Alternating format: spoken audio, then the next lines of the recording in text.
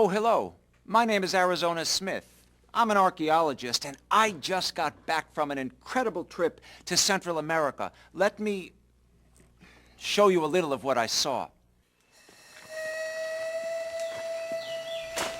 Down here, the jungle can be really thick. It's difficult to travel, and you have to watch out for the snakes. But if you look carefully, you can discover some unexpected and amazing things.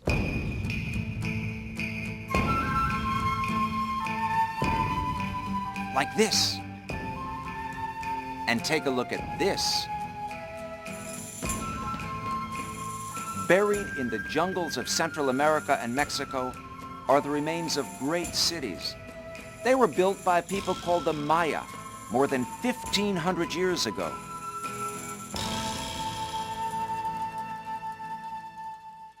The discovery of these ruins is one of the most exciting chapters in archaeology, and we're still uncovering more every year. At its height, the Maya realm was made up of dozens of small city-states, stretching from the Yucatan Peninsula in Mexico all the way into Central America. Cities with names like Palenque, Tikal, Copan. Dozens of them had populations numbering in the tens of thousands. That's quite a lot in those days. Bit by bit, we're piecing together the history of this great civilization. Fortunately, the Maya left us some clues, including a system of picture writing, kind of like Egyptian hieroglyphs. And in the ancient city of Palenque, they left us a buried treasure deep within a pyramid.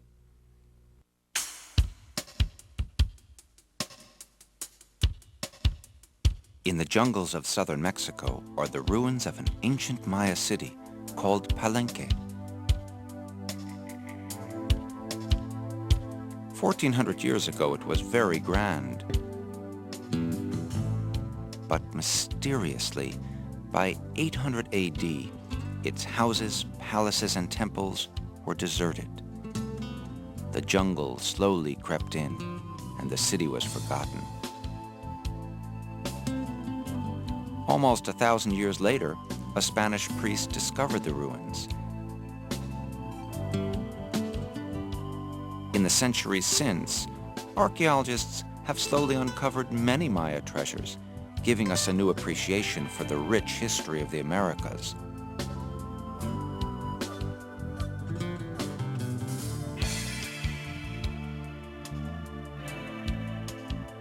But the most exciting discovery of all took place right here in Palenque. In 1949, an archaeologist named Alberto Ruz came to this ruined city on a routine dig. Since many others had dug inside the ancient pyramid before him, no one expected Ruz to find anything special. No one had guessed that a Maya pyramid could be like an Egyptian one, the burial place of a king. But Ruz and his men were persistent. They dug beneath the pyramid floor for 3 years, finally uncovering a huge sarcophagus, or coffin. Its lid was so big and heavy, the men had to use automobile jacks to pry it open. But what a sight! Inside was a skeleton covered with precious jewels like jade and mother of pearl. It took another 15 years to decipher the writing on the sarcophagus, but Ruz had uncovered the tomb of Lord Pakal, king of Palenque for much of the 7th century. His tomb is the grandest ever to be discovered in the Americas.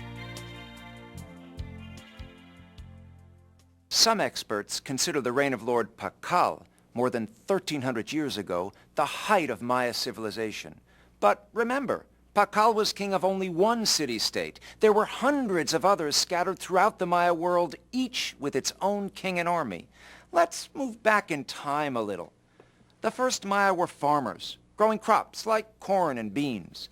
Between the years 300 BC and 250 AD, their villages grew and became cities, ruled by kings who directed all aspects of life in the city and the area around it.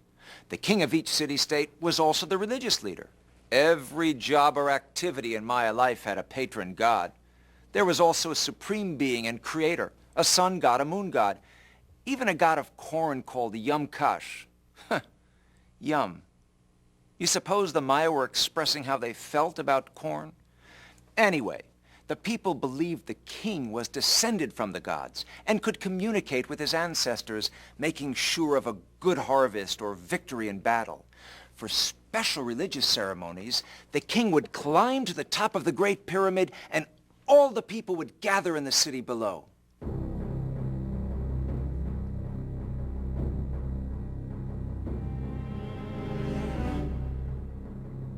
To the Maya, it took courage to be king and communicate with the gods.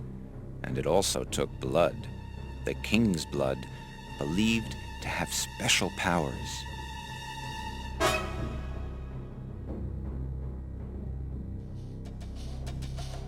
After drawing his blood, the king would rejoin his people and offer his blood to the gods. Sometimes the gods would require even more. Prisoners, slaves, and sometimes children and young women would be sacrificed to maintain order in the universe.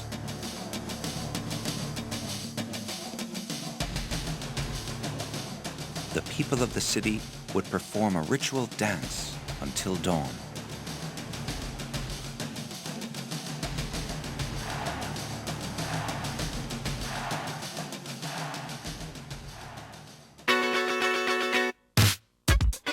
How many of you recycle?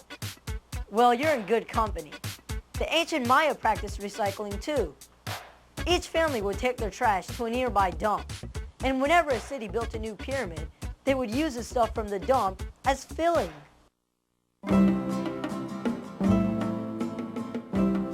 Maya cities were dominated by huge stone pyramids, built to inspire awe among the people. At the top would be an enormous figure of the ruler, visible for miles around.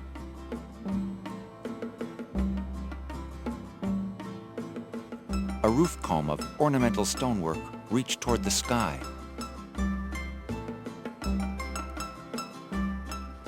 The Maya rarely destroyed a place of worship. When they wanted a new temple, they simply built on top of the old one. The center of the city was reserved for religious ceremonies and dances. Here also lived the royal family and its attendants in stone palaces with many rooms, and the elite families who conducted religious and administrative business.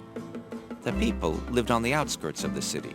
Most of their houses were built of wood and thatch, and only some of the foundations have survived.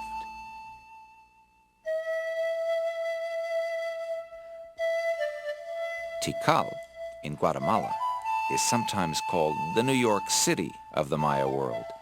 It was the most important city-state for nearly 600 years and a center for trade with other Maya cities. So far, archaeologists have only uncovered 6 square miles of its 25-mile sprawl, yet they've found more than 3,000 temples, palaces, markets, and other buildings. In ancient times, the buildings were often stuccoed a brilliant red or white, with sculptures painted in bright colors.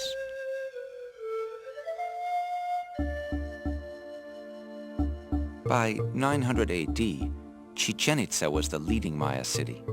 Its temple of the warriors was guarded by 200 columns depicting soldiers.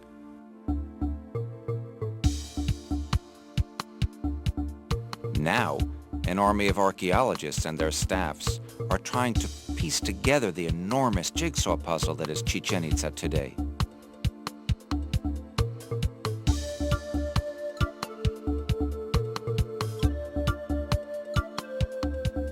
The Grand Pyramid at Chichen Itza, which is 79 feet tall, is positioned so when the sunlight hits it at the time of the spring and fall equinoxes, a serpent seems to slither down the stairs.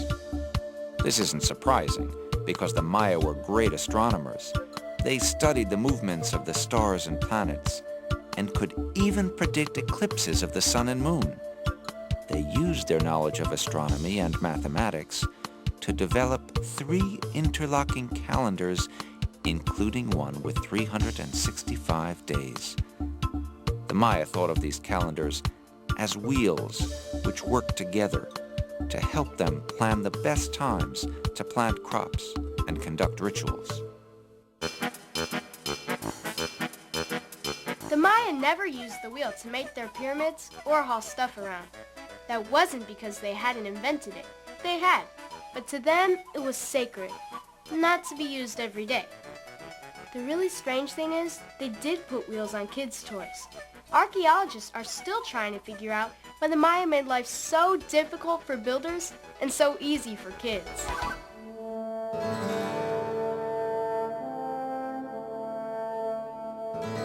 The year was 1839. An American diplomat and writer named John Lloyd Stevens and his friend Frederick Catherwood, an artist, had heard stories about fabulous ruins hidden in the jungles of Central America. At that time, few people had ever heard of the Maya. Stevens and Catherwood determined to find their lost cities and reveal them to the world. Of course, it was easier said than done. Nobody had been near some of these places in centuries, and the jungle had taken over. The heat was terrible, and the insects were worse.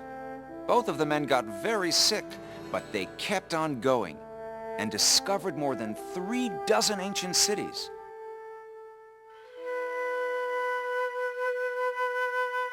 Why, their books were as popular as our blockbuster films, and people got really excited about this lost civilization.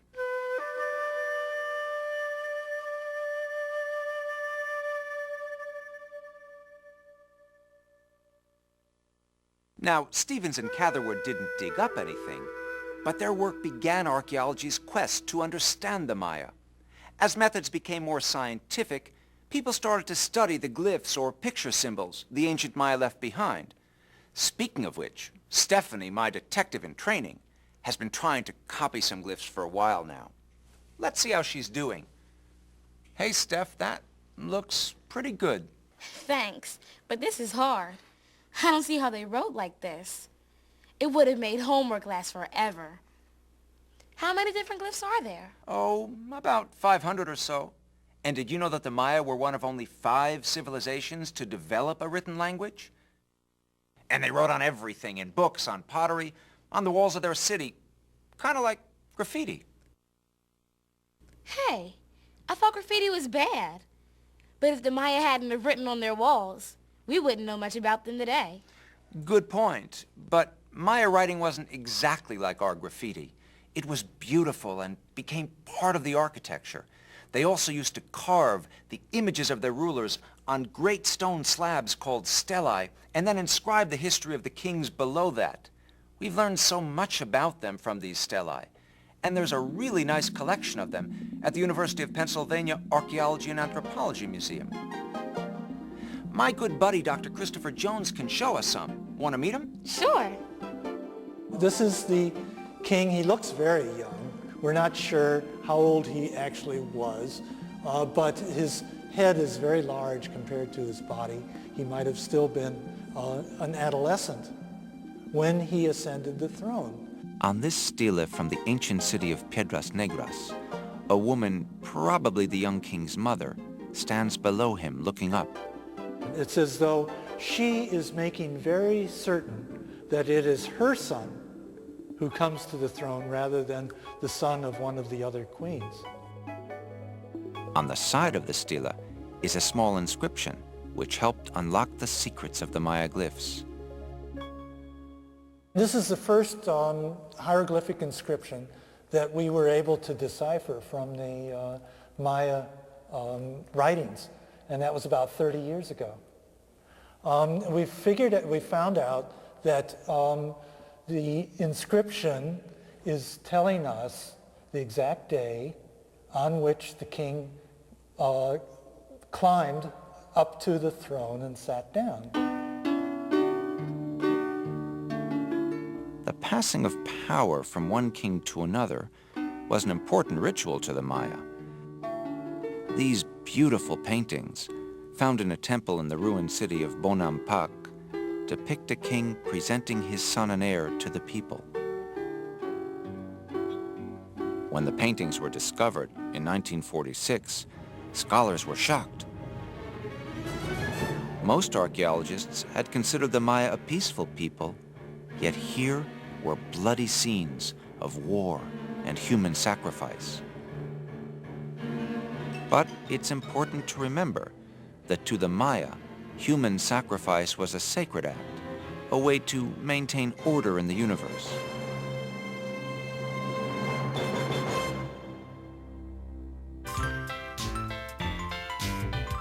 The Maya loved to bathe.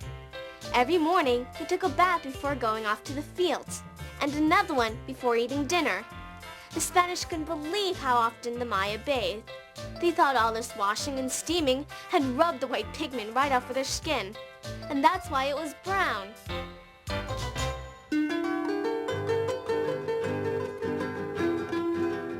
If you visit Central America and the Yucatan Peninsula of Mexico, you can also find clues to the ancient Maya in some of the people who live here today. There are still many descendants of the Maya in this area, continuing the traditions of their ancestors and speaking their ancient language.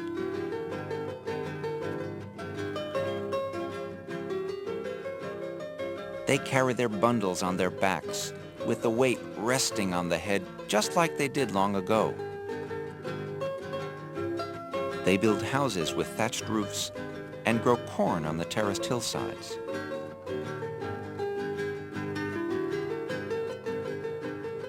The Maya still use a planting stick to make a hole in the ground for each seed. And they also raise bees for honey, just like their ancestors did. In parts of the Maya world, the women weave brightly colored cloth on looms similar to the ones used in ancient times.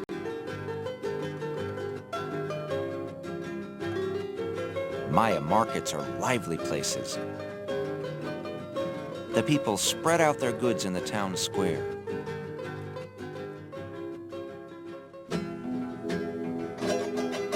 When the Spanish came, missionaries converted many of the Maya to the Roman Catholic faith.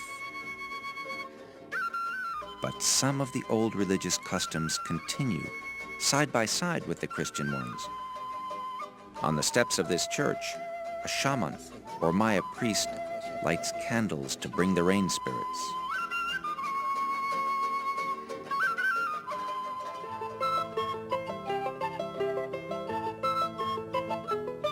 Today, many Maya families prepare dinner in a way similar to their ancestors more than 1,000 years ago. First, they chop wood to make a fire.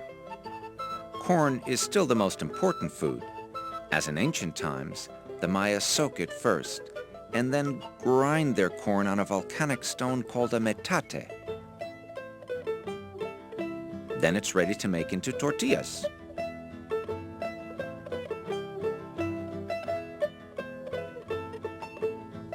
Maya farmers were the first to cultivate the cacao or cocoa bean, the papaya, and the avocado. Like the Maya today, they would roast plantains on the fire, which taste a lot like bananas. And they were among the first to raise turkeys for food. Tonight, this Maya family enjoys a soup made with turkey and vegetables, along with tortillas, of course.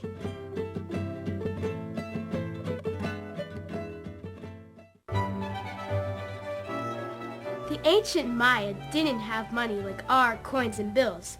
Instead, they used cacao or chocolate beans. And if you were really rich, you showed off your wealth by drinking a cup full of money or hot chocolate.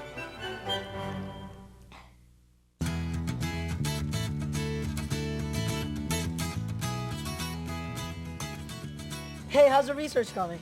Great, these ancient Mayas are pretty cool. Did you get the stuff for the party? Yeah, take a look.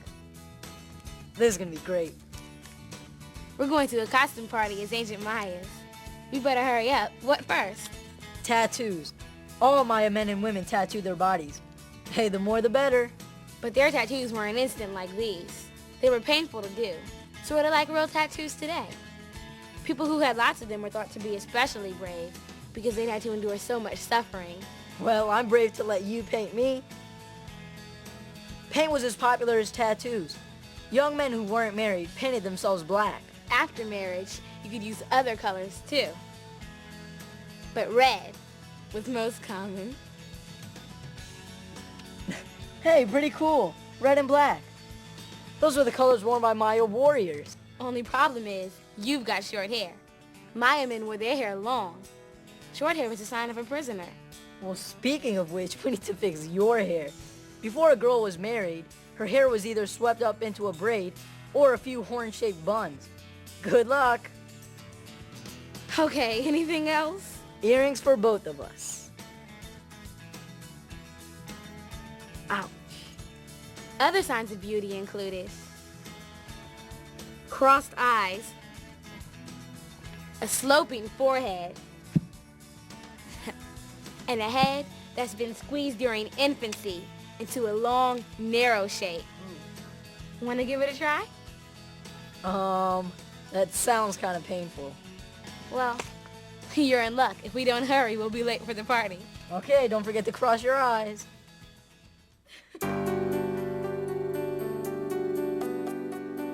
In almost every Maya city uncovered by archaeologists, there's a green space near the center. It's a ball court, the sacred place where the Maya would play their favorite game.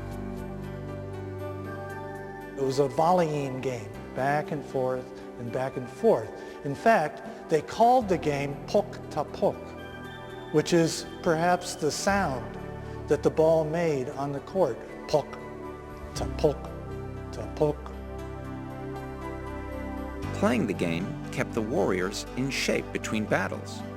The ball was made of solid rubber, a Maya invention, and it weighed about 8 pounds. So the rules of the game protected the Maya. They could only hit the ball with the hips, which were covered by a yoke.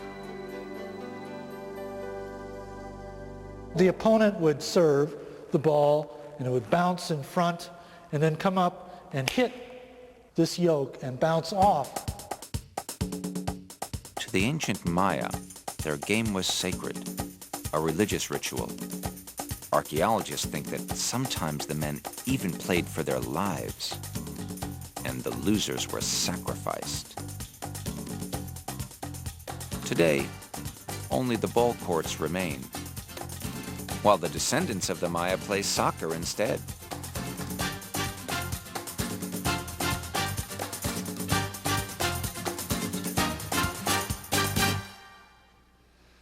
As you can see, we've sure learned a lot about the Maya, and we continue to be impressed by their great accomplishments, their mastery of astronomy, the beauty of their art and architecture. But one central mystery remains. What happened to the great Maya cities? The last date we find recorded at Copan is 822. At Tikal, it's 869. More than 1,000 years ago, the Maya abandoned their great cities. Why? Some scholars think the people no longer believed in their leaders, or some of the city-states destroyed each other in fierce battles, or maybe the land around the cities had lost its fertility from overuse and could no longer support large populations. Probably the answer is a mixture of all these reasons.